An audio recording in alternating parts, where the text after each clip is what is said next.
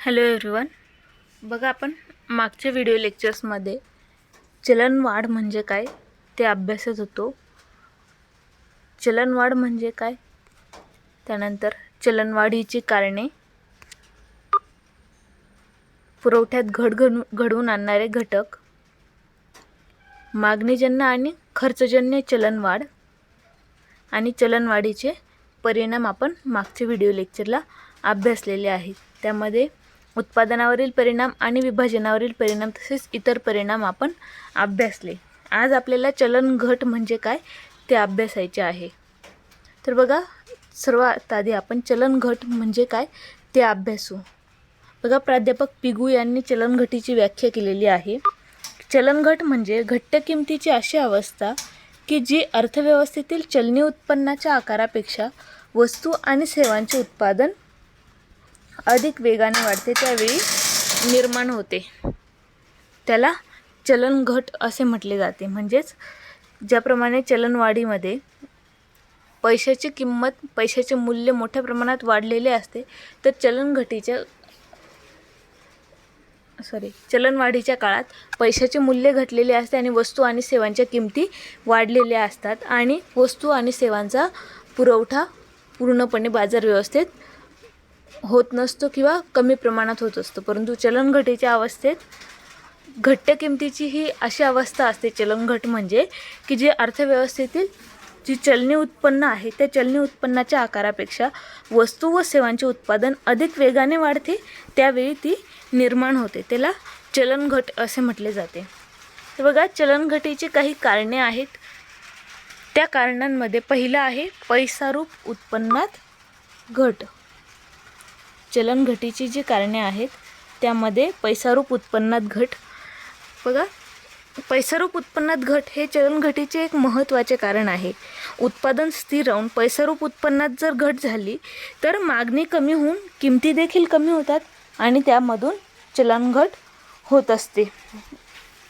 त्यानंतर बघा, उत्पादनात वाढ. बघा, उत्पादनात वाढ झाली तर त्या उत्पादनात होणाऱ्या वाढीमुळे चलनघट निर्माण होते. बघा, पैसारूप उत्पन्न स्थिर असताना उत्पादनात जर घट झाली असेल किंवा पैसारूप उत्पन्नापेक्षा पैसारूप उत्पन्नामध्ये होणाऱ्या घटीपेक्षा उत्पादनात जर कमी प्रमाणात घट झाली तर अशा स्थितीत किमतीत घट होते व चलनघट निर्माण होते. म्हणजेच काय की उत्पन्नाच्या बाबतीत या ठिकाणी घट्ट सीमांत उपयोगितेचा नियम किंवा घट्ट फलाचा नियम चलनघटीच्या अवस्थेत आढळून येतो. त्यानंतर पुढचं आहे करात वाढ. बघा, सरकारने करात जर मोठ्या प्रमाणात वाढ केली तर लोकांचं जे व्ययशक्य उत्पन्न आहे त्या व्ययशक्य उत्पन्नात घट होते. तर व्ययशक्य उत्पन्न म्हणजेच काय, खर्चयोग्य उत्पन्न. मग जर सरकारने अधिक प्रमाणात जर करांमध्ये वाढ केली, मोठ्या प्रमाणात जर करांमध्ये वाढ केली तर सरकारला तर उत्पन्न प्राप्त होईल किंवा सरकारच्या उत्पन्नात मोठ्या प्रमाणात वाढ होऊ शकते, परंतु लोकांचं जे व्ययशक्य किंवा खर्चयोग्य उत्पन्न आहे ते खर्चयोग्य उत्पन्न कमी होईल. म्हणजेच बघा, खर्चयोग्य उत्पन्न किंवा व्ययशक्य उत्पन्न म्हणजे काय ते आपण मागच्या सेमिस्टरला बघितलेलं आहे. बघा, खर्चयोग्य उत्पन्न म्हणजे काय, तर खर्चयोग्य उत्पन्न म्हणजे आपल्या उत्पन्नातून, आपल्याला मिळालेल्या उत्पन्नातून वैयक्तिक कर वजा केले असता आपल्याला खर्चयोग्य उत्पन्न प्राप्त होते. त्यालाच व्ययशक्य उत्पन्न असे देखील म्हणतात. मग या व्ययशक्य उत्पन्नामध्ये घट झाल्यामुळे उत्पादन जर कायम असेल तरीसुद्धा उत्पन्न कमी झाल्यामुळे अर्थव्यवस्थेत चलनघटीची परिस्थिती निर्माण होते. त्यानंतर सार्वजनिक खर्चात घट.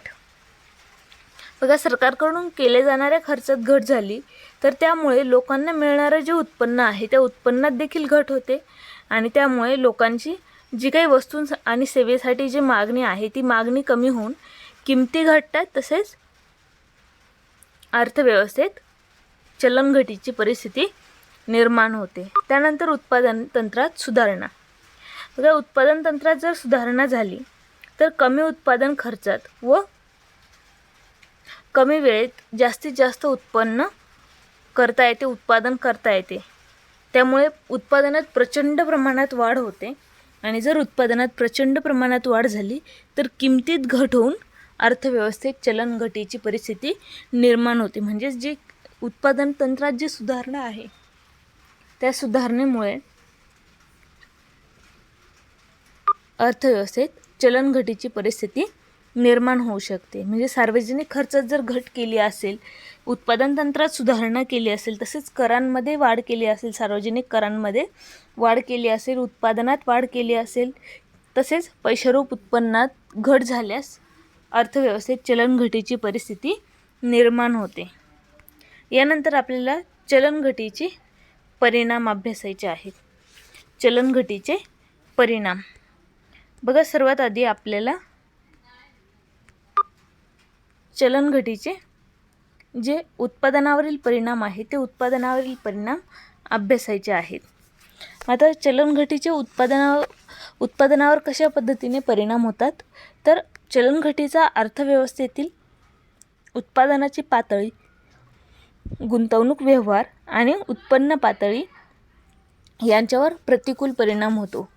चलनघटीच्या काळात जेव्हा किमतीत वेगाने घट होते त्या प्रमाणात उत्पादन खर्च न वाढता उत्पादकाला मोठ्या प्रमाणात तोटा सहन करावा लागतो आणि त्यामुळे ते उत्पादन व रोजगार कमी करतात. अशा परिस्थितीत उत्पन्न कमी होते आणि एकूण मागणीत घट देखील होते. त्यामुळे व्यावसायिक क्षेत्रात निराशेचे वातावरण तयार होते. म्हणजेच उत्पादनावर मोठ्या प्रमाणात प्रतिकूल परिणाम या चलनघटीमुळे होत असतात. त्यानंतर विभाजनावरील परिणाम. विभाजनावरील परिणाम बघा, विभाजनावर कशा पद्धतीने परिणाम होतात, तर विभाजनावरील म्हणजेच उत्पादक व व्यापारी यांच्यावर कोणत्या पद्धतीचे परिणाम होतात, तर उत्पादकाला अधिक किमतीने कच्चा माल खरेदी करावा लागतो. त्यामुळे वस्तूच्या मागणीत जर घट झाली असेल तर उत्पादकाचे मोठ्या प्रमाणात नुकसान होते आणि चलनघटीमुळे व्यापारी वर्गाचे देखील नुकसान होत असते. कारण उत्पादकाला अधिक किमतीने कच्चा माल खरेदी करावा लागतो तर व्यापाऱ्याला तो अधिक किमतीत प्राप्त होतो.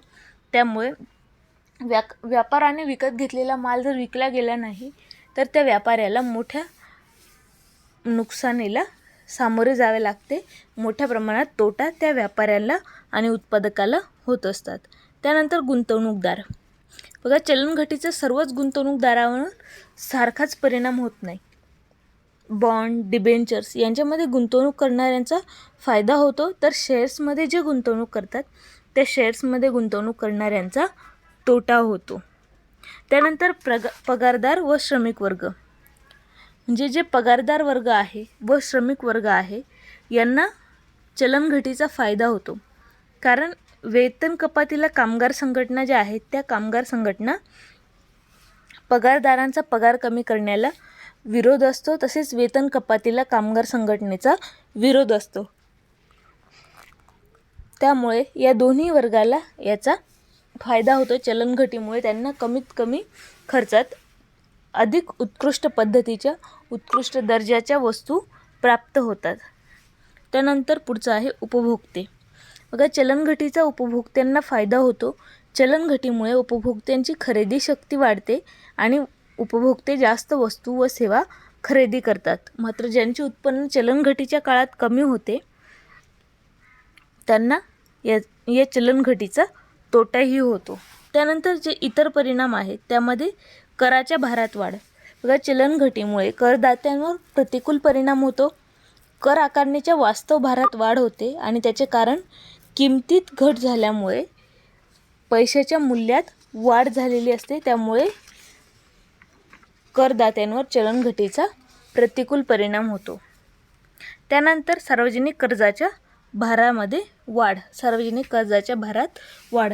बघा, चलनघटीच्या काळात पैशाच्या मूल्यात वाढ होते आणि सार्वजनिक कर्जाचा भार हा वाढतो. त्यामुळे सार्वजनिक कर्जाच्या वास्तव भारात असलेल्या वाढीला तोंड त्या देशाला, त्या अर्थव्यवस्थेला द्यावे लागते. त्यामुळे सार्वजनिक कर्जाच्या भारात देखील चलनघटीमुळे वाढ होते. त्यानंतर बेकारीत वाढ. बेकारीत वाढ. बघा, चलनघटीच्या काळात वस्तू व सेवांच्या किमती कमी होऊन नफा कमी होतो, कारखाने बंद पडून उत्पादन कमी केले जाते, त्यामुळे कामगारांना कामावरून कमी केले जाऊन बेकारी देखील वाढते. त्यानंतर बँक व्यवसाय. बघा, चलनघटीचे बँक व्यवसायावर देखील प्रतिकूल परिणाम होतात.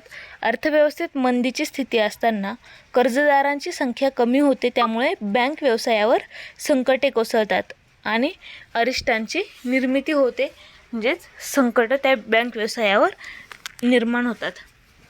त्यानंतर सामाजिक व नैतिक परिणाम. व चलनघटीच्या काळात कामगार व मालक यांच्यात कलह निर्माण होऊन औद्योगिक अशांतता निर्माण होते आणि त्याचा आर्थिक विकासावर प्रतिकूल परिणाम होतो. देशाचे आर्थिक, सामाजिक तसेच राजकीय स्वास्थ्य देखील यामुळे बिघडतं. तर असे विविध परिणाम चलनघटीमुळे निर्माण होतात. त्या विविध परिणामांना त्या देशातील अर्थव्यवस्थेला तोंड द्यावे लागते, त्या देशाला त्या विविध अरिष्टांना, विविध परिणामांना तोंड द्यावे लागते. यानंतरचा भाग आपण पुढच्या व्हिडिओ लेक्चरला बघूया.